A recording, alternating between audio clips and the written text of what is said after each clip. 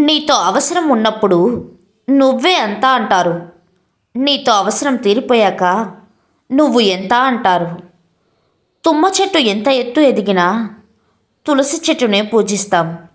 అలాగే చెడ్డవారు ఎంత గొప్పవారైనా గొప్ప మనసున్న మంచివారిని గౌరవిస్తుంది సమాజం. నేస్తమా, గెలవడం అంటే మనుషులను గెలవడం కాదు, మనుషుల మనసులను గెలవడం. ముందుకెళ్ళడం అంటే నలుగురిని నెట్టుకుంటూ కాదు, నలుగురిని కలుపుకుంటూ వెళ్ళడం. దైవభక్తి అంటే తప్పులు మోసాలు చేస్తూ దేవుని చుట్టూ తిరగడం కాదు, దేవుడు చూస్తున్నాడు అనే భయంతో ఏ తప్పులు చేయకుండా ఉండడం. మన జీవితాన్ని ఎప్పుడు పక్కవారితో పోల్చుకోవద్దు. ఎందుకంటే సూర్యచంద్రులు మనకు ఇద్దరూ వెలుగుని ఇచ్చేవారే, కానీ ఎవరు గొప్ప అంటే మనకు సమాధానం దొరకదు. ఎవరి టైంలో వారే గొప్ప. మనం కూడా అంతే.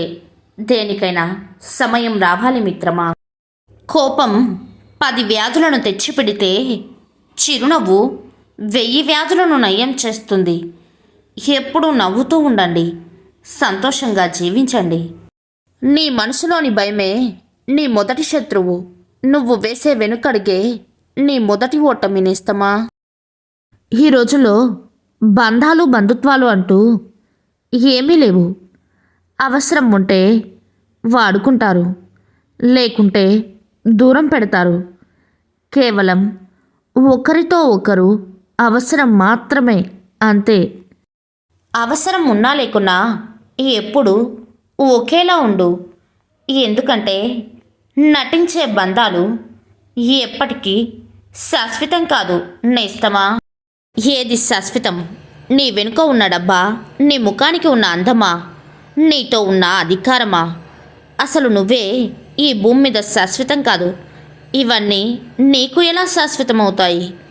ఒంటరిగా తల్లి గర్భం నుంచి వచ్చావు, ఒంటరిగానే భూగర్భంలోకి కలిసిపోతావు. ఇది నిజం. మనం కష్టాల్లో ఉన్నప్పుడు మన కంట పడకుండా తిరిగేవారు ఉంటారు. మనకి అదృష్టం వరించినప్పుడు మన కంట పడాలని తాపత్రయపడేవారు ఉంటారు. ఎప్పటికైనా మన అవసరం ఉండొచ్చని మనల్ని ఒక కంట కనిపెడుతూ ఉన్నవారు ఉంటారు. కానీ నిజమైన స్నేహితులు మాత్రం మన కంట కన్నీరు రాకూడదని, మనం సంతోషంగా ఉండాలని కోరుకుంటారు. నేస్తమా, కొందరి కోసం మనం భరించలేనంత బాధను కూడా భరిస్తాం. ఎందుకో తెలుసా? బాధ కన్నా వారితో బంధం ముఖ్యం కాబట్టి. కానీ వాళ్లకు ఆ విషయం ఎప్పటికీ అర్థం కాదు. నేస్తమా, చెంపదెబ్బ కొట్టేవారిని క్షమించవచ్చు, కానీ జీవితం మీద దెబ్బ కొట్టేవారిని ఎప్పటికీ క్షమించకు.